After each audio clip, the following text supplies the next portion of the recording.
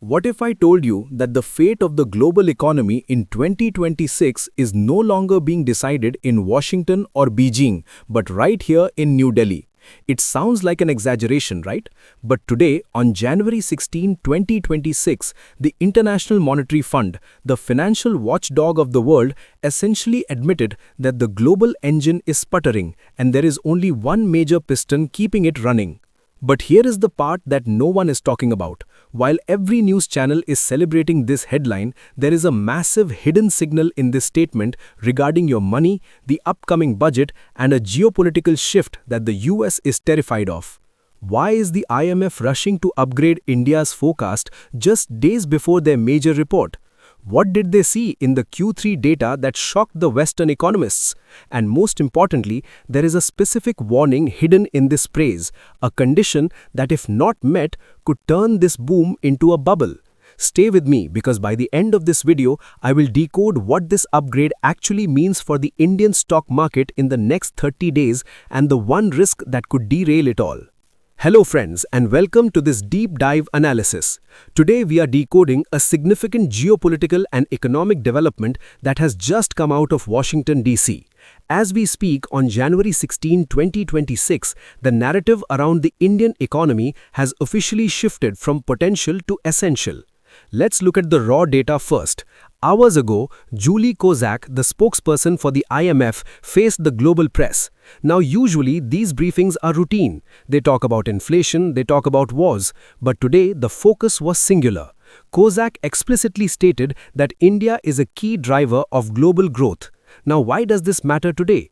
Because the IMF is admitting that their math was wrong.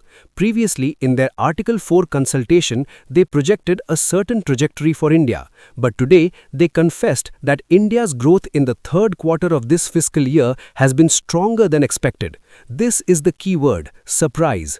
In the world of economics, when a developing nation surprises the IMF on the upside, it means the domestic engine, that is you, the consumer, is firing on all cylinders, even when the rest of the world is slowing down.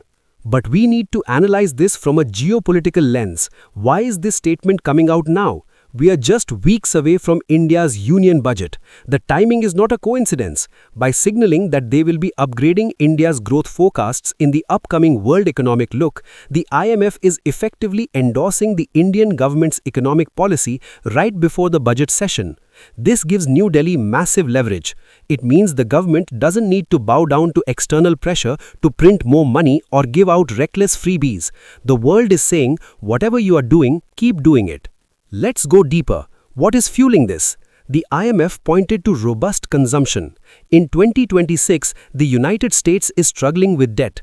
Europe is struggling with stagnation. China is struggling with demographics and real estate. In this vacuum, India's domestic consumption is the only safe harbor for global capital. When the IMF says India is a key driver, they are telling Wall Street, they are telling London, and they are telling Tokyo. If you want returns in 2026, you have to park your money in India. This brings us to the China plus one reality. For years, we heard this as a buzzword, but today's statement confirms it is showing up in the GDP numbers. The manufacturing shift is real. The investment in infrastructure is finally translating into economic velocity. However, a deep dive is incomplete without looking at the risks. I promised you I would tell you about the hidden signal. When you become the key driver, you also become the primary target for economic volatility. If the global economy is relying on India, it means any disruption in India's energy supply, say a spike in oil prices due to Middle East tensions, becomes a global problem, not just an Indian one. The pressure on the Reserve Bank of India to manage the rupee will now be higher than ever. The West wants India to grow, but they want India to grow within their rules. This praise is also a golden handcuff. It binds India closer to the Western financial architecture. So, what happens next? In a few days, the official numbers will be released. We expect the growth forecast to be revised upward, perhaps crossing the 7% psychological mark for the estimates. This will likely trigger a fresh wave of foreign institutional investors before the budget. For you, the common citizen, this is a validation of stability, but it is also a sign that inflation management will be the government's top priority. They cannot afford to let the growth engine overheat. To conclude, the news from January 16 is clear. India is holding the baton. The question is no longer, will India rise? The question is, how will the world adapt to a rising India?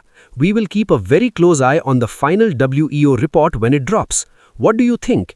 Is this upgrade a genuine reflection of ground reality, or is it a geopolitical move to keep India on the side of the West? Let me know your thoughts in the comments below. If you found this analysis valuable and want to stay ahead of the curve, make sure to like this video so the algorithm knows you prefer intellectual content. Subscribe and ring the bell icon so you don't miss our budget analysis coming up very soon. I will see you in the next video. Jai Hind.